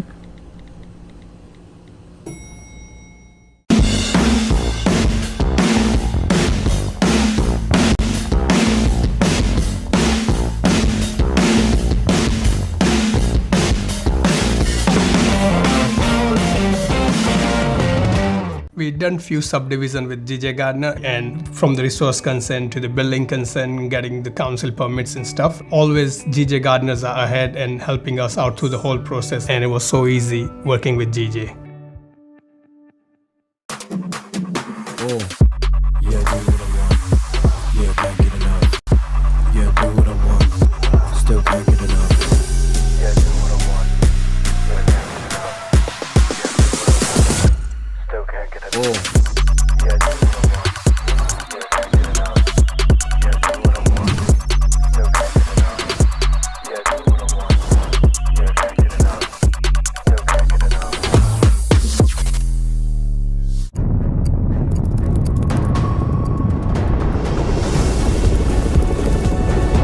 Speaker to the acting Prime Minister, does he stand by all of You don't shout out like some bunch of clowns at university. My message to the union is very clear. Don't use The New Zealand Herald, news worth knowing.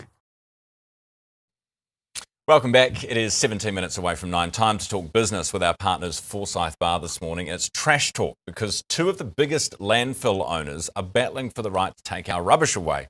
Earlier, I was joined by Garth Bray, host of Herald Now Business, who had the details.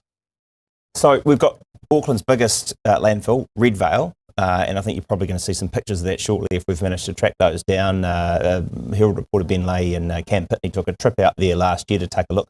It wants to stay open for another 8 years to 2036, and it's trying to get fast-track approval to reconsent the whole place so they can take an extra 4.5 million cubic metres of trash basically into the airspace there, and then put the top on it. And but Business Desk this morning, Thomas Manch, infrastructure reporter, is reporting that Hampton Downs, which is a big kind of player in this thing, which is owned by Enviro NZ, is saying, rubbish, you don't need it, we'll take it, truck it down here, you don't need to fast track it. The local schools up there that have been furiously protesting this thing and saying you shouldn't fast track this and give it an extra life because it's making the air smell rotten and the rest of it, claim that obviously the owners dispute. They're saying, no, give us your rubbish, basically. We're talking sort of the 1.6 million tonnes, I think, of rubbish that Auckland makes every day.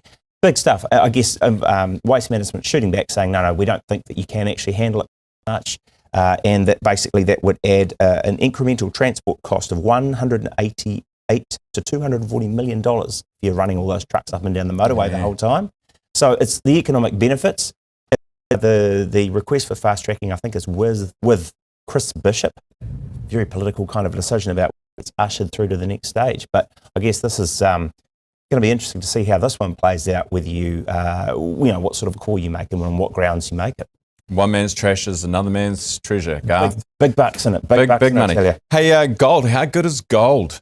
Gold is extremely good right now. Right? Gold is, I think, trading about over $5,100 an ounce on the intraday. It's crazy. But shouldn't we have bought it a year ago? Well, if you did, you'd be sitting on and the question is, do you buy it now? Because people are picking it'll go even higher. Look, the latest one just spurred off, I guess, some talk over the weekend that the US Fed was going to help the Bank of Japan intervene in the yen, basically, because it's been trading at some pretty heavy losses.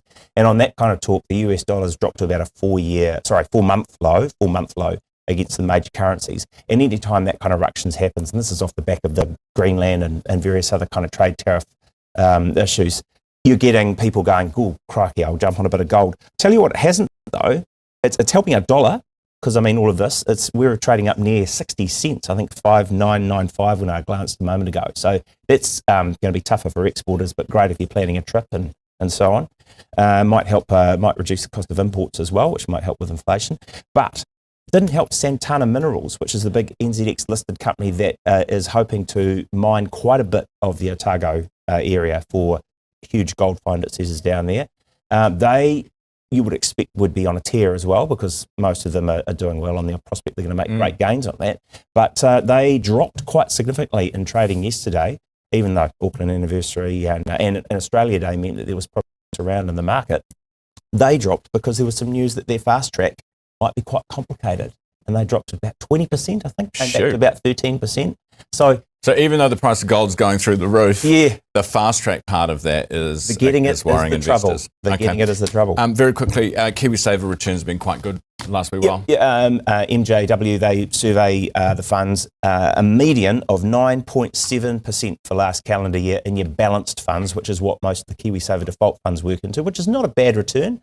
And I guess a pointer there that you take a look at the 10-year returns rather than just the 3-month thing. Also, just to mention quickly that from Monday, you'll be able to opt out of, if you want to, the changes to KiwiSaver. You're either going to go from 3% to 3.5%, although they're making it very hard because you should probably leave your money. Because you should probably leave it in there. Especially on 10%. 100%. 100% on 10%. Hey, silver, you didn't mention silver. 150% increase, did I read yesterday, on last year. Well, you would have had to hold it for a very long time to get those sorts of returns. So, yes, silver is finally having its day. That was Garth Bray, host of Herald Now Business, earlier on the program. Right. Coming up, we will speak to, that's thanks to our partners, Forsyth Bar, by the way. Coming up, we'll talk to Sophie Ellis-Bextor, running a little bit late this morning. She's doing an interview with the Aussies right now, and they are taking their sweet time. Fingers crossed she'll get to us next. Stop paying the waiting tax. The money you could miss out on by delaying the start of your investment journey. Up your tempo with Tempo, the guided investment app that helps you get started. Don't delay because you don't think you have enough time, money, or know-how. All you need is a goal, and our guidance will help with the rest. You can do it. We can help. Here's how. Download Tempo now.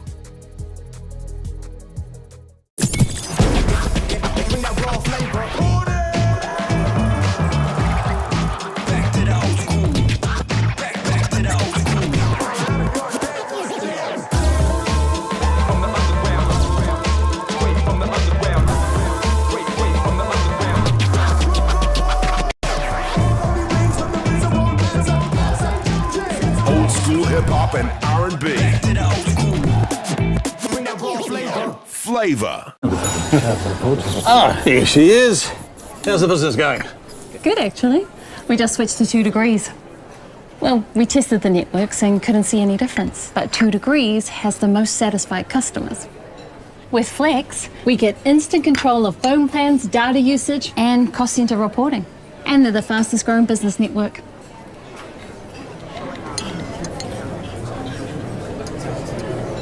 Can I have what she's having? Ready?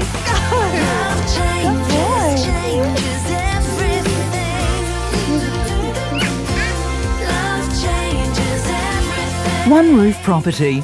Love where you live.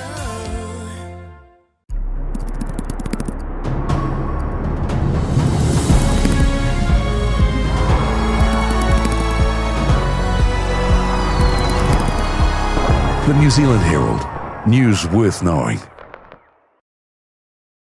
Welcome back. It is 10 minutes away from 9. We will endeavour to get you to Sophie Ellis-Bextor shortly. I've got 4 quick bits for you, and I mean quick. Firstly, Japan is returning 2 pandas to China. You know how China does its panda diplomacy? Well, Japan has up until now had 2 pandas, and they are going back to mainland China. Sadly, it's a sign of bad relationships, deteriorating relationships between Japan and China. They're going home. People were crying at the zoo as they left. In France, they are looking at a social media ban, but unlike the Aussies, they're going for under 15s, not under 16s, just because the French like to do things differently. If you are in New Zealand and you are affected by the weather and you don't have anywhere to live, the government last night announced that they are activating their TAS, Temporary Accommodation Service. You can Google that. And if you're in Northland, Coromandel, Bay of Plenty and Tairāwhiti, you can access this accommodation service. MB is responsible for that under the Civil Defence National Emergency Plan. Finally, who doesn't love Nigella Lawson? Everyone does. Of course they do. She is going to be the new host of the Great British Bake Off. Sorry, not a host. She's going to be a judge. Basically, you're paid to eat nice food. But guess how much they get paid? I looked it up last night. The last judge who's leaving, 2.7 million New Zealand dollars for a 3-year contract. Not bad, Nigella. Not bad at all. And all you got to do is eat nice food. Right, it is 9 minutes away from 9 o'clock. I'm about to play you a song, which was, when I was growing up, one of my all-time absolute favourite bangers. Have a listen.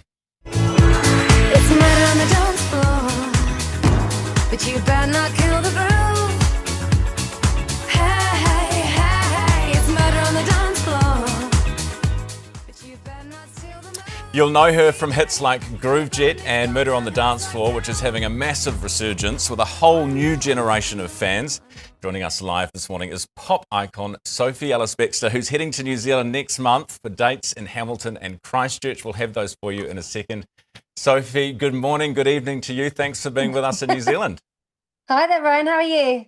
Very well, thank you. Now, my producers told me when we were playing the song, you were dancing. You still enjoy it? Hey, it's an old friend of mine. I've been in a long-term relationship with that song, you know, but we do still make each other happy. Have you ever stopped? Have you ever gone and counted how many times you must have performed it? Oh no, it's quite a few now, I reckon. But you know what? I'm just so glad that I do have this good relationship with my music because it turns out, yeah, I've been singing some of those songs for us, like, I mean, what's that, nearly 25 years? A long time. And you're right, some Yeah. musicians, I've spoken to musicians who've been performing for decades, and they almost cringe when they hear it or hate performing them. You're in the Yeah. complete opposite camp, which is cool. Yeah, I think, I would like to remind those musicians, like, how lucky we are. Do you know, when I was a teenager, all I wanted to do was sing. And if someone had told me there'll be songs that people know associate with you, like, what a gift. That is glorious. It's more than I could ever have hoped for. And what about the resurgence of it too? You're reaching a whole new generation, and that song is being associated with a whole bunch of new moments through TikTok and all sorts of things. How does that feel? Well, it feels really great. I mean, first of all, it's been an incredible adventure. It's something that I have really appreciated. But also, I make pop music. Pop music is playful. It wants people to engage with it. So everyone that interacts with the songs gives it new life. So seeing it unfold on such a scale has just put fresh energy into the veins of Murder on the Dance Floor, which is just so special. It's pretty unique, I think. I'm so glad you've said that because, again, some musicians might shy away from pop music and say, oh, well, it just caters to the masses. But that's what we love. And I know you were in yeah, and you were, because you started in an indie band before you were a solo artist, right? Yeah, that was when I was a teenager, actually. So, yeah, look, I've been a pop kid from before that, though. And I think, no, I'm a selfish artist in that I'm the first person that gets the boost, gets the tonic from the genre of music I make. And I feel so happy about that. So when I do the gigs, my mood is lifted too. And I feel like that's pretty intrinsic to the relationship I have with my music. If it's not having that effect on me, then something's up. Sophie, were you competitive? You hear a lot in show business about, because you were around Spice Girls were around in that time when Dance Floor came out. I think Spice Girls had an album, if not that year, the year before. Were you like, I'm going to get to the top of the charts? Was that your vibe? Or were you just doing it to have fun? Somewhere in the middle. No, not competitive, but you mentioned my first band. We had a record deal and then I was dropped by the time I was 20. So for me, ever since then, everything I've done has been about, am I going to be fortunate enough to be able to continue doing the thing I love? I know it feels like when it all goes away. So, the charts is one thing, but really the only reason you'd want your stuff to do, well, I would want my stuff to do well is because it means that I'm going to be able to keep doing what I do. And I think that feeling continued probably until only about 5 years ago, where I felt like I could relax. Like I don't have to think of a plan B because I've never really been able to think of one. It's kind of this or nothing. Well, good thing you're great at it, Sophie. Oh, you're kind. Yeah. So do you think in hindsight that was maybe a blessing? The what happened when you were 20? Yeah, I think it probably was, and I do think if everything had rolled out for me and it had been like success after success, I think I would have been pretty ghastly, actually, Ryan. You wouldn't have wanted to speak to me. I'm going to play a little bit of new music, and I want you to tell us about this song once we've had a listen. You can have your pick here in this room. Something in the way you move. Everyone's got their eye on you. But I know there's nothing they can do. 'Cause his eyes stay on me. His eyes stay on me.